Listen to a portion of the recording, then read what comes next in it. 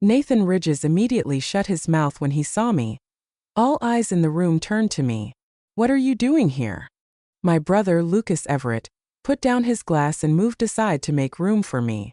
"Mom and Dad are out for a business dinner. I was bored at home alone." I tried to keep my voice steady, but my hands trembled uncontrollably. He nodded and warned the people in the private room.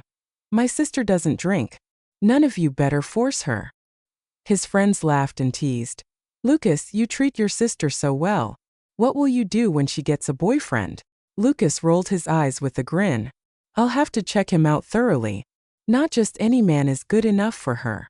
The group burst into laughter. "What kind of man would be good enough, then? Do any of us qualify?" Lucas glanced around the room, then jokingly settled his gaze on Nathan, who had been silent the whole time. "I guess only Nathan barely makes the cut. But he doesn't even take his girlfriend seriously. No way I'm letting my sister date him." Lucas was joking, but Nathan's expression was stiff. He turned to glance at me, then quickly looked away. "Don't joke around. I see Sienna as a sister." I stared at the side of Nathan's face, feeling an unbearable pain in my heart. Noticing my gaze, Lucas waved his hand in front of me. "Sienna? Why are you staring at Nathan like that?" I quickly lowered my head and took a sip of water to cover my panic. The others continued with their teasing. "Sienna, sure, Nathan is good-looking, but he's a total player. Don't fall for the wrong guy."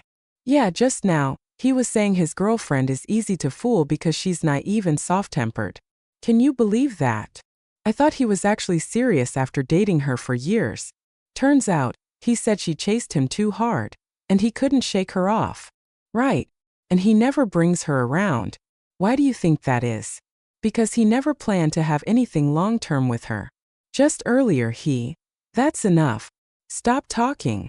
Nathan's face darkened, and his voice turned cold. Lucas, being the closest to him, noticed his mood shift and asked, "What's wrong? Don't tell me you're still upset about Bianca coming back." My hand trembled suddenly. Bianca was coming back? Nathan quickly glanced at me before looking away just as fast. "What does her return have to do with me?" Lucas chuckled. "How does it not? You don't care about your girlfriend because you still have Bianca in your heart, don't you?" Everyone knew he had a girlfriend he never introduced, but no one knew that person was me. He would take calls from her at gatherings, speaking softly and sweetly. He sent her gifts every week, never the same, always thoughtful. Even Lucas thought he was serious about her.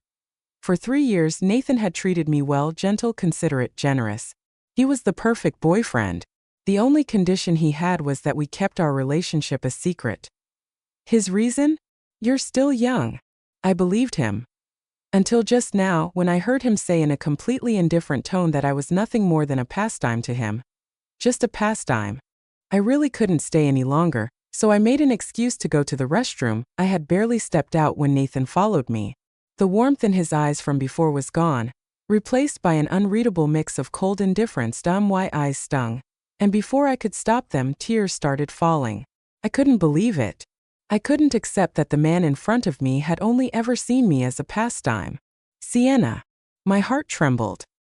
He was calling me by my full name now that he looked at me, raising a hand as if to wipe away my tears, but I turned my face away to avoid him.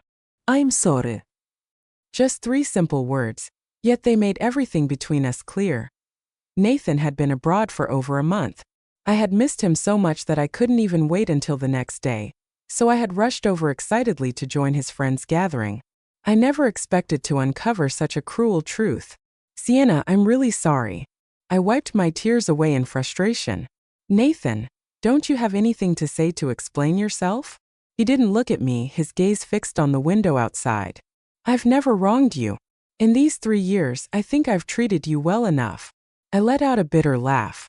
"If you liked Bianca all along, why did you stay with me?" At the mention of her name, his expression instantly turned cold. "You knew I loved her. Why did you still stay with me?